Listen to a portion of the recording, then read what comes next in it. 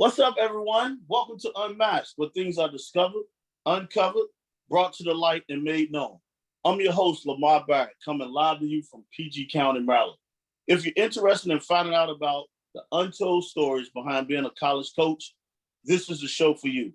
Being a former assistant men's college basketball coach for 16 years, there are so many untold stories behind the scenes in the life of a college basketball coach.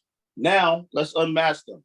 Today's guest is a young and bright assistant coach with a tremendous work ethic, an outstanding offensive mind, a great talent evaluator and recruiter, terrific teacher, and someone that I see as a head coach in the business. And he's a native of Los Angeles, California, Graham Bousley. Now, he talk about him a little bit before he even comes on. Graduated from University of Wisconsin with a dual degree. And I'm going to say this, with a dual degree in biomedical engineering and history, at the same time as being a head student manager for Bo Ryan at Wisconsin. And then from there, he goes on to Virginia Commonwealth University, VCU, where he has a chance to be a graduate assistant for Shaka Smart for 2 years, where he built the relationship with Mike Rhodes, who was on staff. Mike Rhodes becomes a head coach at Rice University. He has a chance to go with him to be the director of basketball ops down in Houston, Texas with Mike Rhodes. And from there, after 2 years he spent at Rice University, he has a chance to go and work, at Mount St. Mary's for Jamon Christian, 2016 to 2018 as an assistant coach. And then after the 2 years there, and after they had success at Mount St. Mary's, he goes to Siena College for 1 year, and spent time there for 1 year before now, presently, since 2019 to the present moment, he's at George Washington University, so he's in the nation's capital. I want to welcome to the show, Graham Bousley. How you doing? What's up, Lamar? Thanks for having me. I really appreciate it. Yeah, man. Look, we're going to get right into it. We're going to get unmasked. This is what you're here for. One of the first questions I love to ask, I just think it kind of breaks the ice. And, especially like, I don't realize it, but like, I mean, you've been out of college for 9 years now. You've still done so much in that 9-year period. You've been around some very good coaches in this business. But there's no handbook, all right, to being a college coach. You saw it as being on that side as a student manager, a head student manager at the highest level. You get to be on the director of basketball, or you're a grad assistant still at a high level at VCU. You go to Rice, you're director of basketball ops, and then you're thrown into the fire as an assistant coach. So you've seen it, you've talked to some guys. But like I said, there's no handbook to being a college coach. Tell me about the first day, first week, first month, after things are like done with human resources and orientation. Especially, no one still gives you direction. You can have all the, this is what you're supposed to, like, no one gives you direction. Talk about that. Yeah, I mean, I think when you start out as an assistant coach, it's really just about having that humility to say, like, I don't know what I don't know, and just being a sponge, really learning like what your head coach wants out of you specifically as an assistant coach, because you get 3 of them. So what are you, using your strengths and your weaknesses, and learning what your head coach wants you to do and just executing that to the best of your ability, and then just continuing to learn and grow in that spot. I think that's the biggest thing right when you start. So true, man. So true. Well, look, we know this too.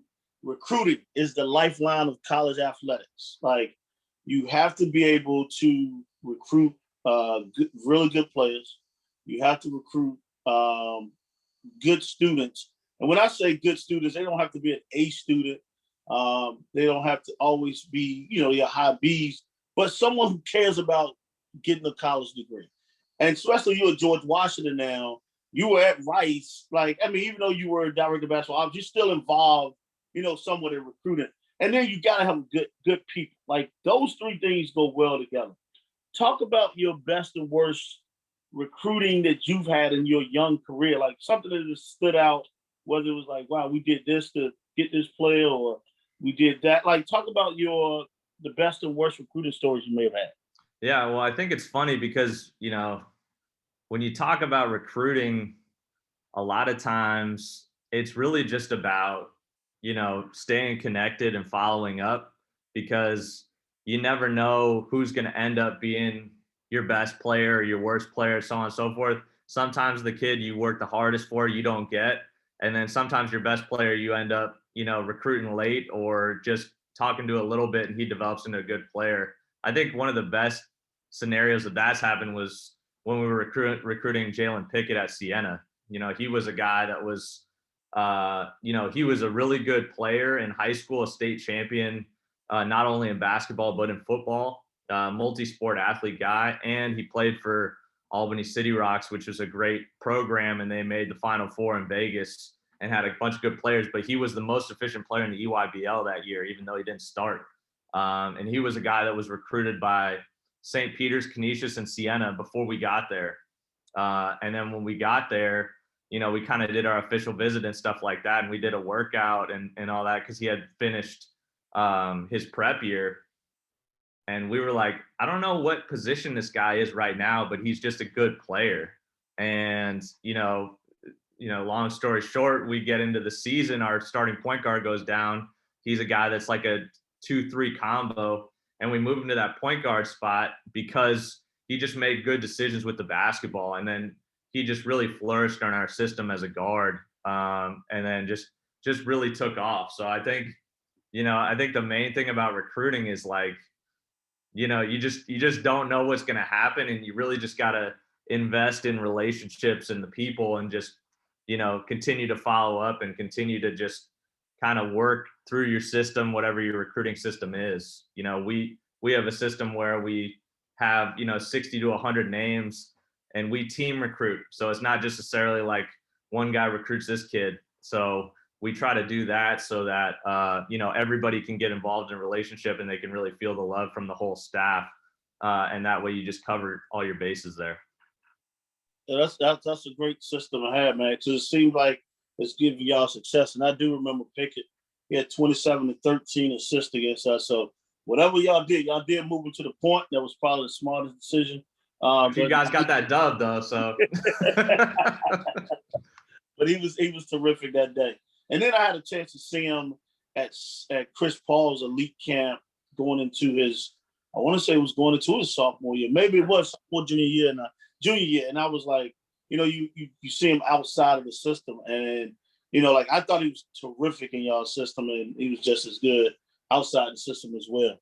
I like to ask this question, like, what did you have to sacrifice achieving your current level of success? Because we do know like this job is 355, 360 days out the year.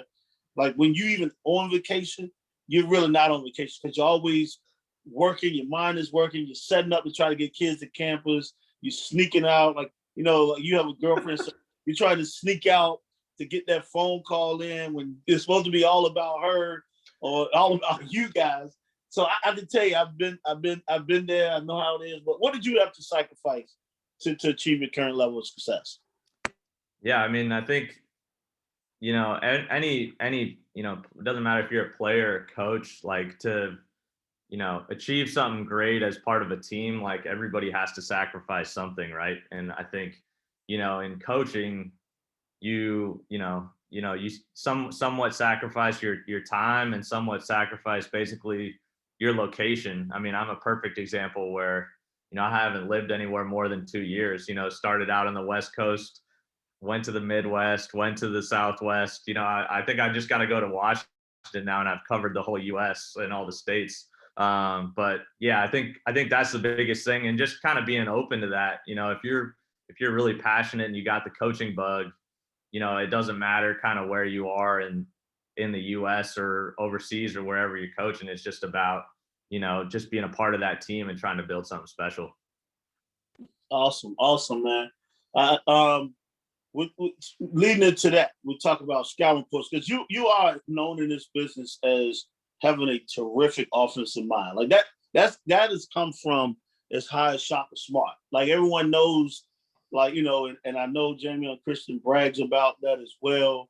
But now we talk about scouting reports because there's so much that goes into scouting reports that people have no idea. I think they think teams just show up sometime and like, but they don't understand the preparation that goes on behind it. Like watching 7, 8, and even more, game film, trying to find out, the teams, what the personnel is like, and the team strength and weaknesses are like.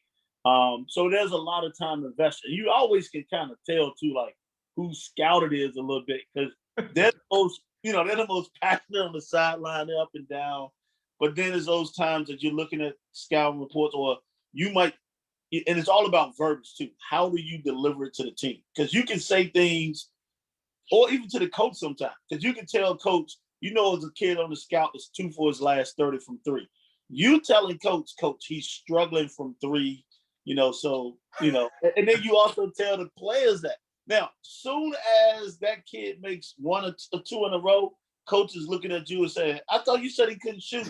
Coach, I didn't say he couldn't shoot. I said he's struggling. The players looking at you, you're like, you know how that feeling is. The coach is throwing you out. But for sure. Talk about your best and worst scout reports you've had in your young career. Well, I think one of the best scouting reports, that we've had that I've been a part of was just the play-in game at Mount St. Mary's, where we beat New Orleans. I think it was a situation where it was kind of like what you were saying, they were a team that was, struggling and percentage-wise wasn't a great 3-point shooting team. And, with the personnel we went over and kind of right before we took that trip up there, to Dayton and stuff like that to play that game, it was like, we're like really playing off these guys. We have like closeouts and stuff like that. Like we are gapping these guys to kind of force them to shoot. And, it's a gamble, what I mean? It's an NCAA tournament game, but, like Coach Christian always says, like, you got to go for it. You got to try to go win the game. And so, we were successful in that game defensively because, we really played the percentages and played the gaps. Now they made a few shots, but, it kind of worked out in our favor where we really defended them well. And we were in better position to rebound. They had outmatched us size wise. So we were able to box out better too. So I think that was one of the best situations we were a part of. I'm not going to give you too much credit, but the Hofstra game, that was a tough scout for us because, honestly, we didn't have a closeout for your guards at the time. I mean, these guys were just cooking. They would come down in transition and, one-on-one, they would make a play. So, sometimes the scouting report's only as good as, the players' strengths and weaknesses. So, that was a tough game where, it was a shootout. It was a high scoring game. And, at the time we just weren't prepared for that type of game. So we ended up losing. So that was, I don't know if you want to take credit for the scouting report or the player development there, but both of those worked in your favor that game. I'm going to say the players were already just good. I'm not going to take credit for any of it. Like that was, we didn't defend. We didn't defend, but what you're right, we made shots that night. That was just one of those nights, trust me. Like I said, I think I've followed you. I've seen it's interesting. I talked about it off. Like you were, graduate assistant at VCU when I was at Old Dominion. You were director of basketball ops at Rice when I was at Old Dominion. We played against you when you was at Siena. So I've always followed you and I've watched your career. But I'm gonna ask you, since it's been young, what's the biggest challenge you've experienced since you've been in college coaching? Because you kind of said something earlier, like I haven't lived anywhere longer than 2 years. But what's your biggest challenge you think you've experienced since you've been in college coaching?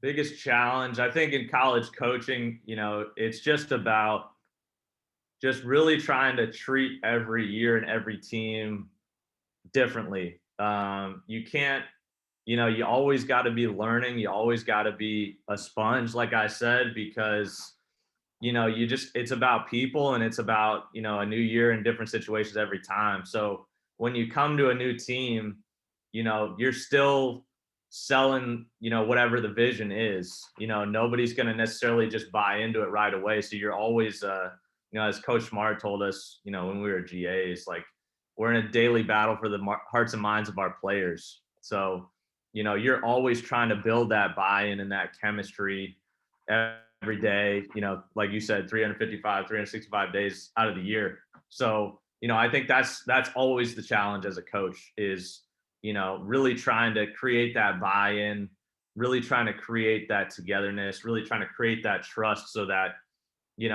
when you're down 10 with 2 minutes to go and you need to make an adjustment or you need to dig in, get a stop, like everybody's on the same page. I think that's the main thing. Great answer, man. I'm glad you said that. That's dropping some knowledge so these young coaches to understand about this business a little bit. I ask you this: do you ever find that there are things about you that people might misunderstand? What are they? Misunderstand? Well, I mean, if you read my bio, obviously I wasn't, like Coach Atkins on staff. Like I didn't play at Notre Dame. Like I didn't play at the highest level. I think there's obviously been situations where, there's been a lot of successful coaches that didn't play at the highest level. Now I get out there on scout team, I do my thing, whatever, but, at times, but, I mean, like it doesn't matter necessarily, like if you can still play the game, it matters. Like players want your input for not only, building that trust and showing that you care, but they want your knowledge. And that's kind of how you make your money as a teacher, a coach. People are buying your knowledge. So, if you can give somebody something that, a teaching point that might work in the game, that builds trust. If you can, in an adverse situation, if you can be there for them, that builds trust. So I think, nobody's going to necessarily look at, my track record and say, well, he knows how to do this because he played at this spot. Obviously I'm never going to have that, but I can always, continue to grow my knowledge of the game and continue to build that trust, like I talked about with the players every day, and kind of build that consistency. And then that's how you become a great coach, I think. Awesome, man. Awesome. You mentioned the word teach, because we're all educators in this business and coaching. Like the basketball court is like your classroom. We always saying it to the players, like when you ain't here for this amount of time, you should be locked in and focused. Like, but what? And I know you guys do great things because I've seen some of the stuff that Jamie does, Coach Christian does, and you guys do over there. I've been over there a few times to see you guys, but what do you try to teach or educate your players on besides basketball?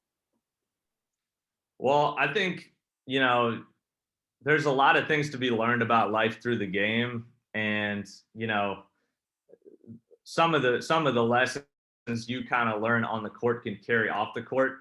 I think one of the best things about working for Coach Christian, and, something I've really learned is it all matters. So, you're not going to be a great player or person if you don't, wake up in the morning, make your bed, go eat your breakfast, go to class, sit in the first 3 rows. Like all that stuff goes into carrying over on the court, because if you don't take care of your business, then you're worried about something when you're on the court, and then you can't perform at the level you need to. So I think that's one of the biggest things, that I've learned. And I think that's super important is, really mastering the daily routine, really mastering, it's a race to maturity, like Coach Smart has told me many times. So if you can get the guys to buy into that, being routine oriented, not getting bored with the basic stuff because, it's slow, or you want to make highlight plays, it sounds corny, but that's like kind of how you win. And that's all the great teams I've been a part of, and sometimes it takes a little taste of winning to learn that, but all the great teams I've been a part of, that's how you're successful. It's not a new play that comes up, necessarily. It's not necessarily a new way of doing things. It's just being really routine oriented and just taking a bite out of the apple every day. And that stuff will show up, when it matters the most. Awesome, man. Well, look, I'm gonna ask you this, and I've never asked this question before, probably because I haven't had a biomedical engineering major, a dual major, and history. Like you talk about, like you could be in another field, but obviously basketball is your passion. It's always been there. Like, and I'm always I'm a selfless guy, and I like to listen to selfless individuals. So I'll give you a chance to talk about what made you choose your path, or did your path choose you? Like when it came into this basketball. Yeah, well, obviously in high school, I was a part of a great team, not the best player because I was playing with two NBA players in high school, and we had a really successful part as a team, and that was an unbelievable experience for me. And then I go to Wisconsin, my coaches tell me I should try to be a manager there, and I apply and I don't get it. So, for whatever reason, there were 100 applicants a year at Wisconsin to be managers. And we carried, 18 managers at a time. So I didn't get it. And then, I kind of was like, maybe I'll try to go pre-med. Maybe I'll try to pursue this avenue. Both my parents are engineers. So that was sort of a big selling point for them for college. It's like, look, this engineering degree is really important. It allows you multiple options after you graduate. So I was kind of sticking to that, and kind of, what they wanted out of that. And so that first year I wasn't a manager. I was just a student, a NARP, as we say sometimes. But, going into that off season, I was actually doing an internship at Caltech for, like a biology kind of internship, a pre-med kind of resume booster. And I had talked to one of my mentors, JJ Prince, who's at Viewpoint now in high school. And there was an opportunity to work at UCLA basketball camp. And obviously, Drew Holiday was going there. So I had kind of instant rapport with the operations guy at the time, Doug Erickson. And I worked that, and I was coaching like 6-year-old kids. And I just realized like the void I was missing in my life, like being a part of a basketball team and being involved in that aspect. And I was like, and I pursued that, and I worked all the UCLA basketball camps. I kind of minimized the internship, and I ended up just working with the UCLA basketball managers and being a part of really, like when Coach Howland was there, being able to sit in the office and just do menial tasks. But I was like, you know what, I got to really go for this because I can't, like, I don't want to live with any regrets for the rest of my life, not being a part of a basketball program. And then so I used that recommendation to reapply for a manager at Wisconsin. And then from there, I was just like, I'll get my degree, but I want to pursue this as far as I can. And if I can't do it, then I'll never look back and say I didn't do it. And then, kind of here I am, just continuing to try to work my way up and just be a part of a great basketball program. So that was kind of my journey into choosing being a coach. Well, I'm glad you stuck with it, man. Like, need more guys like you in this business, and you're very passionate about it. You're good, and you're great at your job. I'm not going to say you're good at your job, but I think you're great at your job. What is the strangest, maybe weirdest thing a player has done outside of the basketball court? We don't name names here, but it's something like, wow, I can't believe he did this. I mean, there's guys who come on and they're like, kid came with a robe on in practice, like because he thought he was late, or so like anything that's like just stood out. He's like, wow, he really did this, or or like it could be anything. Well, it's funny because we're so routine based. So a lot of players, we allow them to have certain routines before the game, and we encourage that just to get that mindset and just get ready for the game. So I won't necessarily name names, but I always thought this was funny. Like, part of this guy's routine before the game was he took a ice cold shower. I'm talking about jumped in the shower and screamed because it was ice cold, and he would turn up on his phone and he would have like a little speaker. He played Party in the USA by Miley Cyrus. So every game, we would go to away games. We'd go to, at Siena, we played at the Times Union. So it was downtown. So he'd be in the shower, be blasted, Party in the USA, singing at the top of his lungs, and he has no tone. and we just be all in there preparing for the game. And he was doing that like 2 hours before the game. I'd come back from working the guys out pregame, and I'd be like, oh, that's him again. So I won't necessarily out him on the names, but he's probably told that story before too. So That's pretty funny. That is pretty funny. You've had a chance to, like I said, work with.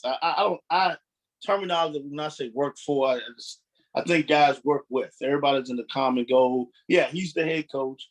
But like, if you had a chance to, and I'm gonna say sit down, because you've, like I said, Bo Ryan, Shaka Smart, Mike Rhodes, like Jamie and Christian, like you've worked with some guys, but like, if you had a chance to sit down with 3 or 4 guys, pick their brain, have lunch or dinner with them, just to see how they work, see how they think. Like, who would be some guys that you would sit down with? Not saying you're working with them, but that you just want to sit down, and past or present, like you just want to pick their brain and see how they tick, what they think. well, I think that's been a lot of my journey. Is I've been fortunate to work for and work with guys that I've really respected, and I've been able to learn a lot from all the guys you mentioned, and Coach Christian now. Like, I learned something new every day. I think the opportunity to kind of have lunch with and sit down with some of the older coaches that might have passed away, that would have been great, just learning through generations, through the years. I did have a chance to sit down with John Wooden, rest in peace, at the end of UCLA basketball camp, which was an unbelievable experience I'll never forget, because I was a big John Wooden fan growing up and tried to learn a lot from him. But I think that's the kind of thing, is like, those are the opportunities you can't really get, is like picking the brain of of those guys. So I think that those are the kind of opportunities you get. But the other side of it is, like, you don't necessarily have to talk to these guys to be mentored by them. You can watch film, you can watch their interviews, you can watch a lot of stuff, and I think that's a great way to grow too, that maybe people don't necessarily take advantage of it. Like, you might not be working with somebody, but you can take cues, and it's an information age, so there's so much information sharing. You can learn so much about people. I mean, I can't tell you how many biographies I've read on all these Hall of Fame coaches, just to pick up whatever coaching until I could. So that'd be kind of my answer to that. Hey, that's a good answer. I like that, because you don't have to name names and you don't leave anyone out, because you know how some people are. They're like, well, how can you leave this guy out? So I respect that answer. What's the biggest accomplishment you have experienced since you become a college coach? Oh, it's definitely at Mount St. Mary's, just winning a regular season and conference tournament championship and making the NCAA tournament. I think that's why you do it. You do it to be a part of something special and be a part of a great team. And that season was a tremendous story, from starting off 1-11 and going on a little fundraising tour, as you do in the lower levels of college basketball, to winning the conference and making the NCAA tournament. That was a special experience I'll never forget, and that's why you do it right there. Awesome. Well, I'm gonna ask you this, because I want to see if you're at home always watching basketball, and I know this can't be true, but like, what movie or TV show title best describes your week? Best describes my week as a coach? Or as a, just what describes, not even as a coach, but like, what movie or TV show best describes your week? It don't have to be as a coach. Just you like this. That's a great question, man. I mean, I think my favorite movies are obviously the movies where, like, my favorite movie is Remember the Titans, so that's number one. But there's so much like adversity and stories in all these movies that it doesn't really encapsulate like the kind of the daily grind. Like, I don't know if it's like completely all one way, like like So I don't know if I can say for sure, but if I could be anything like Denzel Washington in that movie or any of those guys, like that's how I want my week to go. But obviously there's Miracle, all these movies, there's just so much going on. So I don't know if they describe my life to a T, because like I said, like most of coaching is just the daily routine, the daily grind. So I don't know if they'd make a movie about those type of situations. I like that. What's your favorite word or phrase that you like to use? Like you might sit around the players and they probably laugh at it. Is there a favorite word or phrase that you like to use? Well, yeah, I think Coach Smart said it to me, or said it to the players one time. Just being engaged, I think, is like, everybody has their own phrase for that. You guys probably did like be here now when at various places. I think being engaged and being locked in, obviously those are things that, people say every day and I say every day, and guys might laugh at. But I think that's kind of half the battle, is just like making sure you're really present, and like you said, when you're in practice, that's all you're thinking about, just being engaged. And I think, in like I said, in the information age, social media age, it's so easy to get distracted. And if you can really, I think the best players have the greatest focus. And if you can achieve that, where you can really lock in and focus for that certain amount of time, then that's half the battle to being great. And there's a lot of ways to work on that. We do meditation before every practice and every game. There's various ways to work on that, but I think that's some people might laugh at that, but that's the biggest thing to me. No, I think it's awesome, to be honest. Like you said, the greatest players have the greatest focus, and I don't think people understand that sometimes, because you do easily get distracted in today's social media world. What's the best piece of advice you've ever been given? Best piece of advice, I mean, I think, just it was early. I mean, my parents, like, just like, you don't know what you don't know. Like, it's hard to do anything if you don't have a level of humility. And I think, obviously Coach Smart stressed that a ton, and you know, he was kind of a champion at that in terms of just always learning. But, I think it's hard to me if you don't have a level of humility going into something. Now you got to be confident in what you can do and your strengths and weaknesses, and everybody has those. But just to be able to be in a continual learner and being a curious person, I think that's one of the most important things you can have in most professions. I think especially teaching. That's good. That's good stuff right there. I'm gonna ask you this: like, what does success mean to you? Everybody has their own opinion of what success is. Some people get caught up in wins and losses, but what does success mean to you?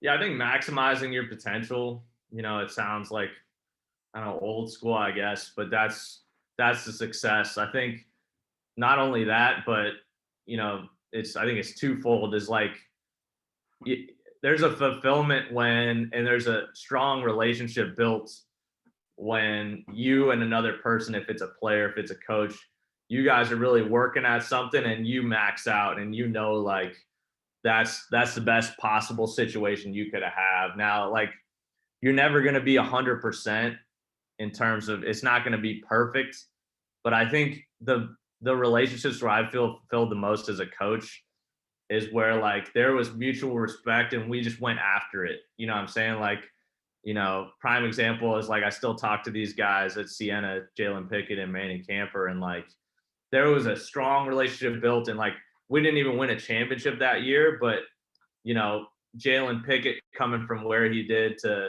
where he ended up, Manny Camper, same thing, where like when you have those transformational relationships instead of transactional relationships, where you just you there's growth. I think that's what makes coaching so fun, and that's what I really get my passion from, is like teaching and seeing that growth. I agree with you 100%. Transformational over transactional is a huge difference, and I hope more guys or hope more individuals understand that. Like you're a selfless guy. You don't self-promote. So that's the one thing I definitely, I like about you. Like, besides the great offensive mind, like, if you had to choose 3 adjectives to describe yourself, like, what would you choose, or which ones would you choose? Yeah, I think the first one is, you know, I think it's I don't want to I'm gonna say humble, because I think I'm always in situations where I think I can learn something, and not to say that I'm not confident in what I can do, but I think you can't build a genuine relationship with somebody if there's somewhat of a level playing field in some way. It doesn't necessarily have to be basketball or whatever. So I think you got to level the playing field to really connect with somebody and create that genuine relationship.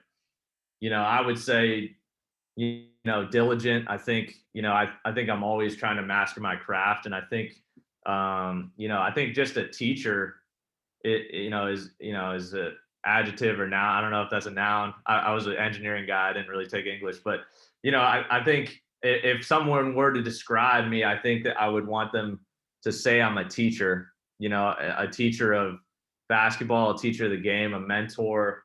I think that's one of, not only coach is like a sense of pride that you get called, but I think just being a teacher and being able to influence somebody on that level, I think is a really special thing. So true, man. Those are three great qualities too. Or three great adjectives to describe yourself. What qualities? Because I think when you start, like your mind, like I know you're young, still young, even though you've been in the business, but like you start thinking and you seeing people. Because I think you're going to be a head coach one day. That's just my opinion. But like, what qualities do you value in the people with whom you spend time?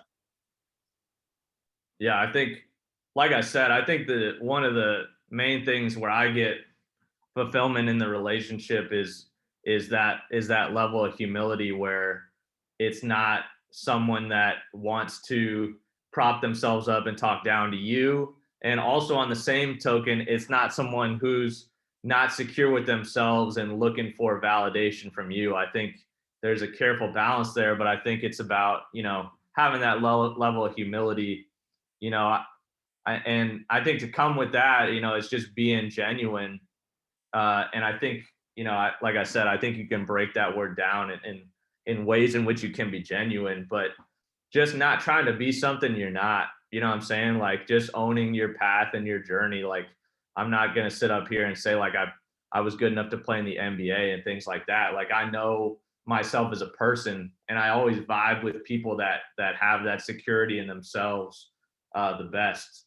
Those two things. And I think obviously the third one would just be, a tenacity and a work ethic. I think it's tough to, it's like a coaching thing, and you probably said it to guys, like, it's tougher to rev somebody up rather than to slow somebody down. And so if you don't have like a built-in motor where you're trying to get after something and you're trying to achieve something great, it's kind of hard for me to like vibe with you. You know what I mean? Like, what did Steve Jobs say? Like, he was like, and then I think Saban said too, like, A players don't want to be with B players, and B players don't want to be with A players. So there's a natural separation when, you recognize somebody doesn't want to get after it like you do, you know what I mean? Doesn't want to achieve something, and doesn't want to earn something. So I think, those are kind of 3 qualities where I find like I really vibe with somebody and I have the best relationships. Yeah, that is some great stuff right there. I'm gonna ask this because I've never asked this question on this show, and I'm just listening to you. What job do you think you'll be terrible at? Like you just like, no, I wouldn't be good at that at all. Like, what job do you think? Yeah, I mean, I think there's a lot of jobs I would be bad at, because, that was part of the reason why, I was pursuing this coaching journey. I think, like, as a person, if I'm really passionate about something, I can be as good as I want to be. I can be really good at it.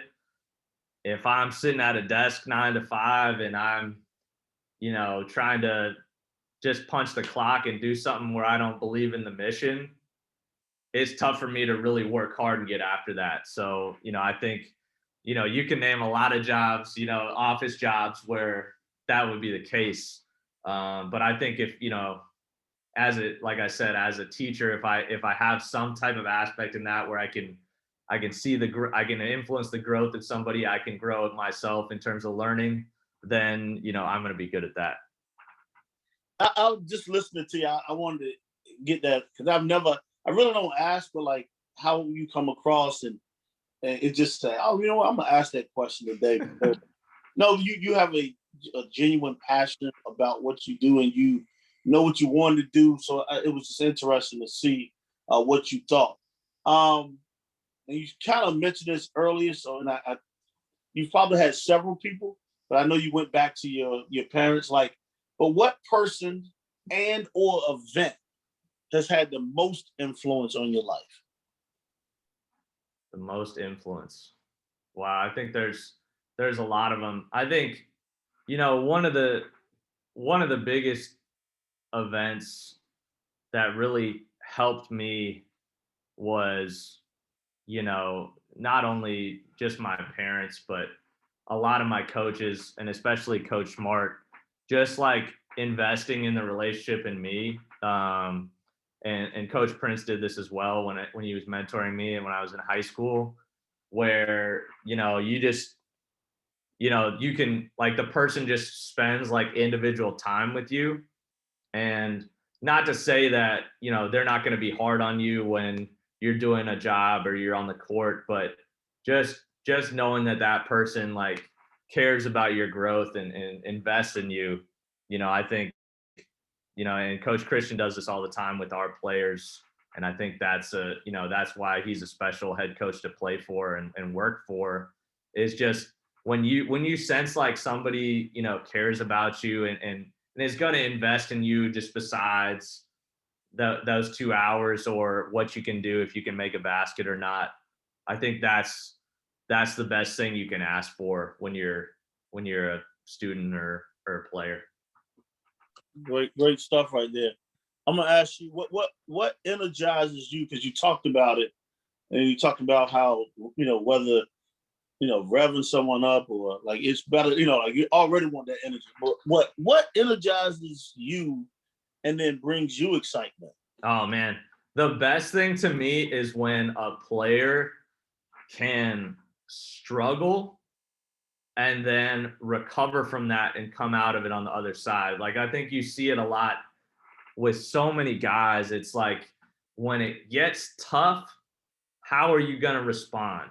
You know what I'm saying? Like, then you really see what you're made of. Like, it's all good when we're winning. It's all good when, you've been on so many teams and coached so many players now, give me the guy where, he's a freshman and he's struggling, and then he just finds a way to keep getting better, works extra hard, and then can recover from that. Like, it's tough for me when a guy can't just dig in and try to figure it out. You know what I'm saying? Like, we do this exercise with our players where it's the development square, and a lot of programs do this. The Austin Spurs had a great segment of video on this, but there's this inevitable point, and they call it the hero's journey, where there's a pit. So you start off on your journey and it's all good, and then you go into the pit. And that's the part of every hero's journey. It's every great story that's ever been told. And it's like in the pit, like that's where you have the most growth potential. And it's like, what do you do from that?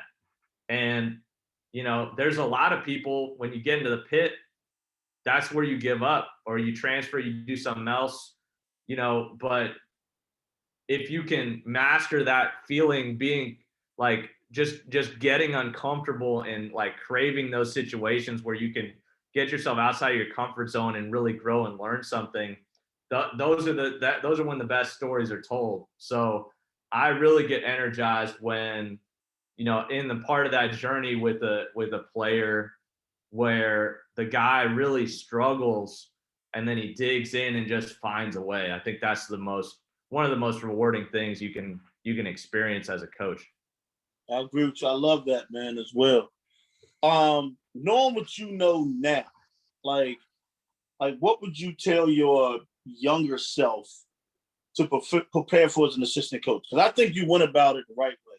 You know, grad school, ops, like you've learned everything about a program.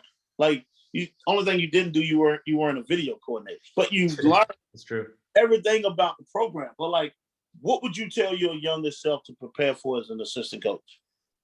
I think, you know, I think as a younger guy, it's all about just investing in relationships. And, I think as a coach, you can really get locked into your situation and sort of like, I'm going to work hard, figure this out. I'm going to make this team great. I'm going to help in it whatever way I can.